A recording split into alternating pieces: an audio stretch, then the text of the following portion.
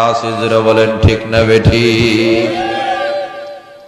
উনি গভীর রজনীতে আফসোস করতেছেন, অনুশোচনা করতেছেন, হারে মুসলমানের বিরুদ্ধে তো আমি বললাম, মুসলমানেরা কেঁপে গেছে, উনি কখন ঘর থেকে বাইর হবেন, উনার সামনে প্রশ্ন উত্তর করা হবে।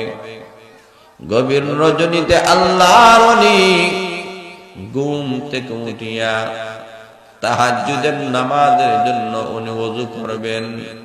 ওযুর পানি নিয়েছেন, এমনি দেখেন বাহির থেকে জুতার কড়কড় আওয়াজ শোনা যায়। বুঝা যায় অসংখ্য অগণিত মানুষগুলো এই জায়গায় সমবেত হয়ে গেছে। উনি মনে মনে ঘাবড়ায় গেলেন, আহারে মুসলমান জাতিরা মনে হয় এসেছে আমার উপরে এখন আক্রমণ করবে। আমি কেন তাদের বিরুদ্ধে কথা বললাম, তাদের বিরুদ্ধে কেন সাক্ষী দিলাম, এই কারণে মনে হয় আক্রমণ করবে। এমনি বাহির থেকে আওয়াজ দিতেছে, দরজা খুলুন। উনি শেষ পর্যন্ত বাধ্য হয়ে দরজাটা খুললেন।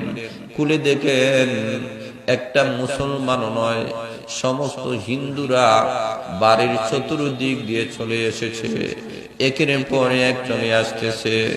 উনি ডাক দিয়ে বলেন, তোমাদের পক্ষে তো আমি সাক্ষী দিলাম,